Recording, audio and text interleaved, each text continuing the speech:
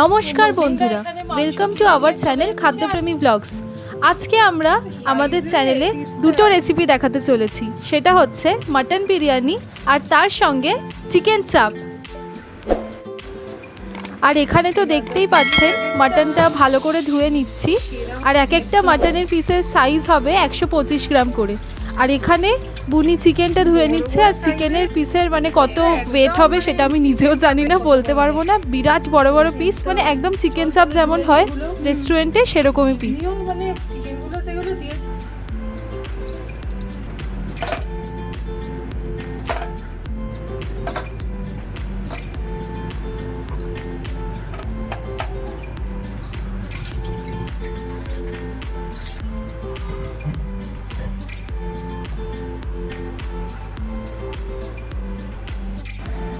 আমি এখানে রসুনগুলো খুব ভালো করে ছাড়িয়ে নিয়েছি।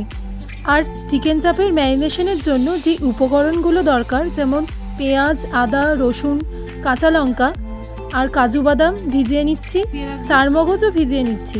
তার সাথে আমাদের লাগবে পোস্ত আর টক দই। তো প্রথমে মিক্সার জারে পোস্তটাকে একবার শুকনো দিয়েই ওটাকে ঘুরিয়ে নেব। তারপরে এটার মধ্যে পেঁয়াজ, আদা, রসুন, কাঁচা লঙ্কা, এবার টক দই, কাজু বাদাম আর চারমগজ সবকটা দিয়েই এটাকে ভালো করে ঘুরিয়ে নেব। দিয়ে এটার একটা স্মুথ পেস্ট হয়ে যাবে, সেটাকে তারপর আমরা একটা বাটিতে ঢেলে নেব।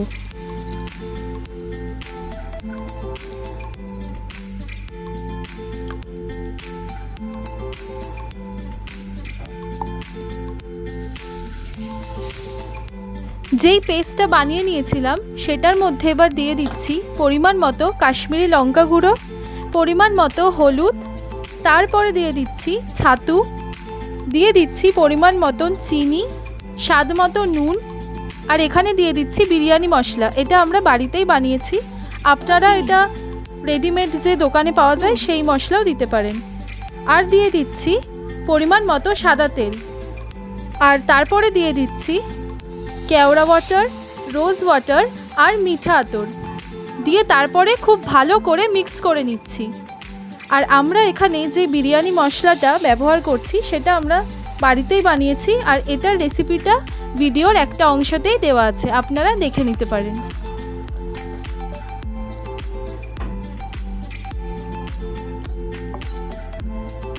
হালকা করে এই পিসগুলোকে একটু করে চিড়ে দিচ্ছি, যাতে পুরো মশলাটা চিকেনের ভেতরেও যায়। চিকেনগুলোকে এবার ভালো করে মশলার সাথে মাখিয়ে নিচ্ছি। একটাই তো দেখ কি বল, সবকটা ফিট করাতে হবে কিন্তু।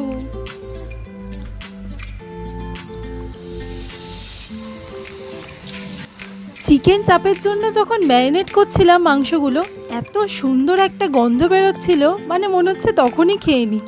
একে তো হচ্ছে ওটার মধ্যে সব বিরিয়ানির যা মশলা ব্যবহার করা হয় সেগুলোই ব্যবহার করেছি, আর মিঠা আতরের গন্ধে তো পুরো বাড়িটাই ঘরটাই পুরো মোমো করছিল একদম।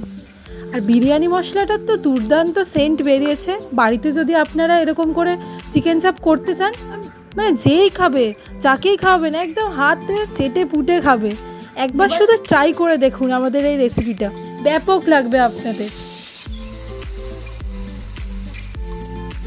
চিকেন চাপের জন্য ম্যারিনেশনটা ওভারনাইট যদি করা হয় তাহলে খুব ভালো হয়, কিন্তু আমরা এটাকে 5-6 ঘন্টার মতন ম্যারিনেট করে রেখেছিলাম।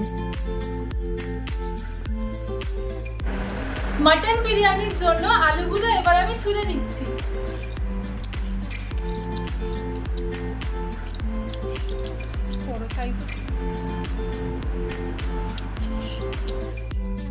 বিরিয়ানি মশলার জন্য নিয়ে নিয়েছি জয়িত্রী, এলাচ, লবঙ্গ, দারচিনি, শাহমরিচ, শাহজিরে আর জায়ফল।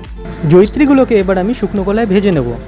এটা ততক্ষণ অবধি ভাজতে হবে যতক্ষণ না হাতে একবার মানে ভেঙে দেখবেন কুড়কুড়ে হয়ে গেছে বা মুড়মুড়ে টাইপ হয়ে যাবে, ততক্ষণ অবধি ভাজবো। এটা ভাজা হয়ে গেলে বাকি যাবতীয় যা যা মশলা মানে রোহিণী তৈরি করে দিয়েছিল সেগুলো আমি নিয়ে নিলাম, দিয়ে ভালো করে ভেজে নিলাম। আর এটাও ততক্ষণ অবধি ভাজতে হবে যতক্ষণ না দারচিনি হাতে করে তুলে দেখবেন মানে একদম ক্রাঞ্চি হয়ে যাবে, ততক্ষণ ধরেই ভাজবো। এটা ভাজা হয়ে গেলে সম্পূর্ণ অন্য একটা পাত্রে তুলে রাখলাম। যেই শুকনো কলাটা হলো সেখানে আবার জায়ফল ভালো করে ভেজে নিতে হবে। আমি একসাথে ভাজলাম না এই কারণেই, কারণ অন্যান্য মশলা ভাজা হয়ে যাবে, জায়ফলটা ভাজা হয় না। চিকেন চাপটা এবার করে নেব। তো কড়াই গরম হয়ে গেছে, সাদা তেল দিয়ে দিচ্ছি।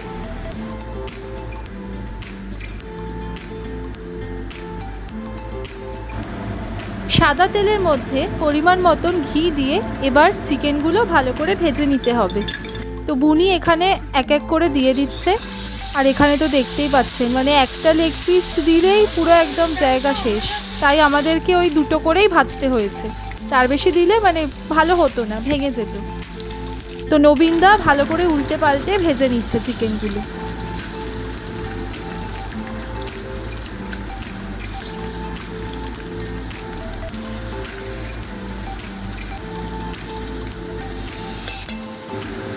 চিকেনগুলো যখনই এরকম ব্রাউন ব্রাউন কালার চলে আসবে তখনই আমাদেরকে তুলে নিতে হবে। আর বাদবাকি চিকেনের পিসগুলো আমরা এরকম করে ভেজে নিয়েছি, বাট দেখাচ্ছি না, কারণ সেগুলো দেখাতে গেলে ভিডিওটা আরও বড় হয়ে যাবে।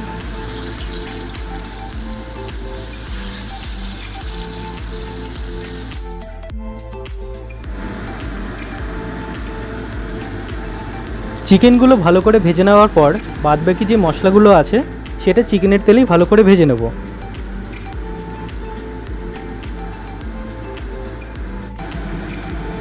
ভালো করে ভাজার পর তেল আর মশলা আলাদা হয়ে গেলে ভেজে রাখা চিকেনগুলো তার মধ্যে দিয়ে ভালো করে মিক্স করে নেব। মিক্স হয়ে গেলে পরিমাণ মতো জল দিয়ে ঢেকে রাখবো 20 মিনিটের জন্য। আর এই সম্পূর্ণ রান্নাটা নেভা নেভা আছেই করব।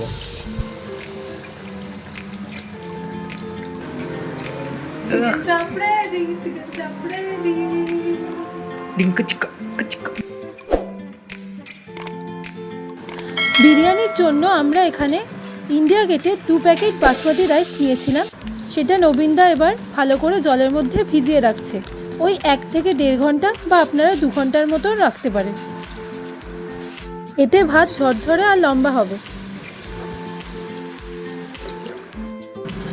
আদা রসুনের পেস্ট করে নিয়েছিলাম, আর সেটার মধ্যেই পরিমাণ মতন জল দিয়ে আদা রসুনের রসটা আমরা ছেঁকে নিচ্ছি।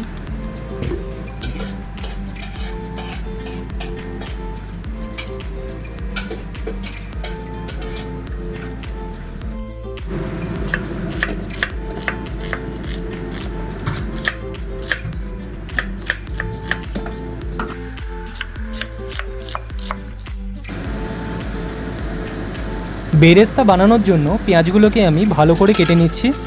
তারপর গ্যাসে ডেচকি চাপিয়ে তাতে সাদা তেল দিয়ে পেঁয়াজগুলোকে ভালো করে ভেজে নেব। পুরো ব্রাউন ব্রাউন কালার যতক্ষণ না হবে ততক্ষণ আমি ভালো করে ভেজে নিয়ে পেঁয়াজগুলোকে আমি তুলে রাখছি।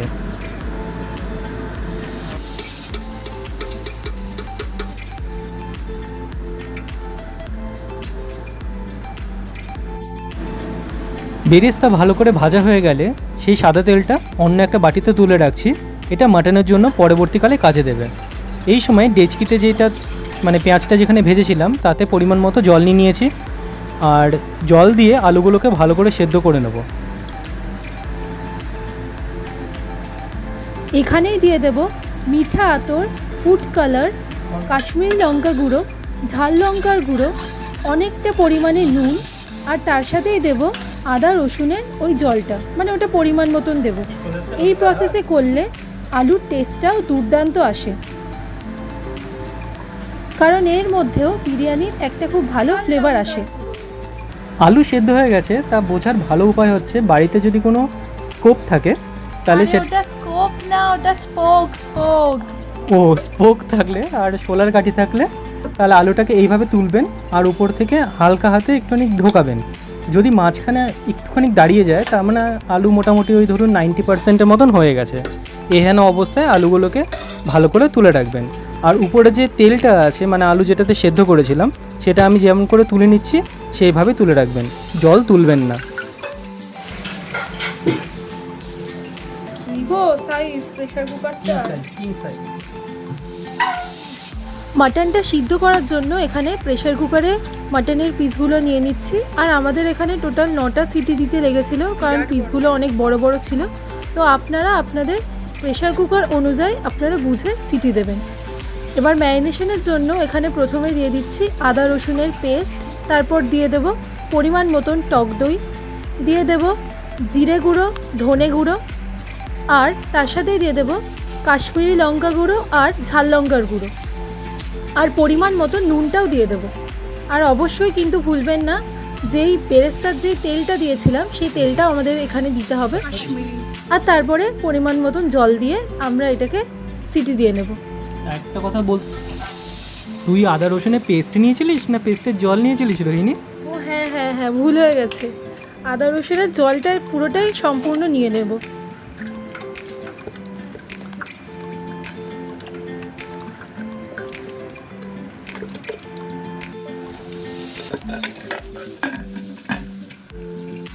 মাটন সেদ্ধ হয়ে গেছিলো আর সেই ভিডিওটা না করা হয়নি, তার জন্য দেখাতে পারছি না।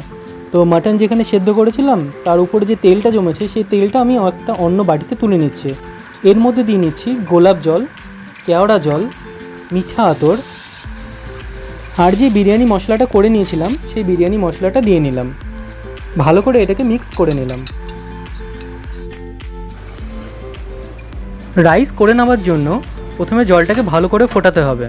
জল যখন ভালো করে ফুটে যাবে তার মধ্যে নিয়ে নেব নুন, লবঙ্গ, এলাচ আর দারচিনি। ভালো করে ফুটবে, খুব সুন্দর একটা গন্ধ বেরোবে। এরকম অবস্থায় চালগুলোকে দিয়ে নেব। আর চাল যখন 80% হয়ে যাবে সেই অবস্থায় ভাত ঝরিয়ে নেব।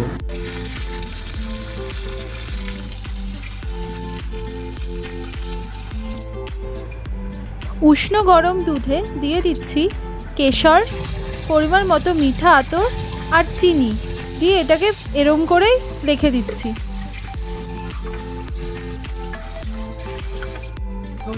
এবার বিরিয়ানিটা পুরোটা সম্পূর্ণ বানিয়ে নেওয়া যাক।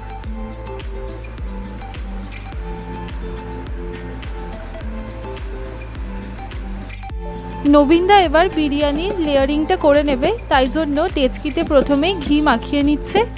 তারপরে দিয়ে দিচ্ছে আলুগুলো দেওয়ার পরে মাটনের পিসগুলো দিয়ে দিচ্ছে। তারপরে ছড়িয়ে দিচ্ছে ওপর থেকে বেরেস্তাগুলো। এরপর নবীনদা যেই মাটনের রোগানটা বানিয়ে রেখেছিল সেটা ওপর থেকে ঢেলে দিচ্ছে।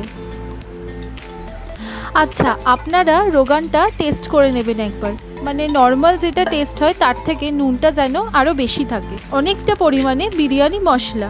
এরপর দিয়ে দিতে হবে 2 ছিপির মতন কেওড়া জল আর গোলাপ জল। এবারে দিয়ে দিতে হবে পরিমাণ মতন টক দই।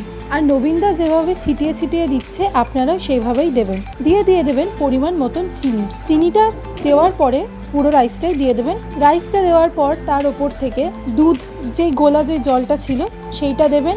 আর আমরা এখানে আলাদা করে একটা বাটিতে কেওড়া ওয়াটার আর কিছুটা ফুড কালার মিক্স করে রেখেছিলাম।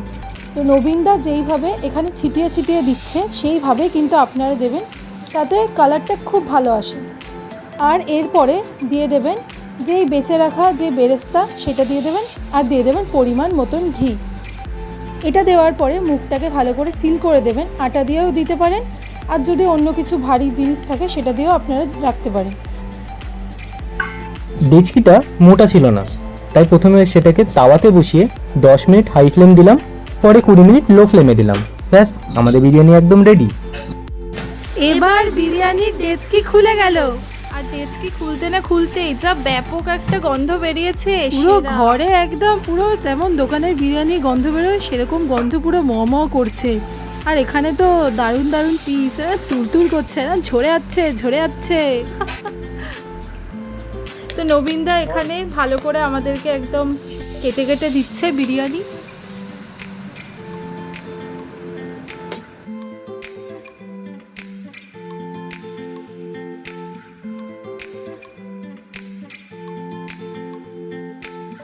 তো আমরা দুজনেই টেস্ট করলাম, বিরিয়ানিটা একদম দুর্দান্ত হয়েছে, সেরা।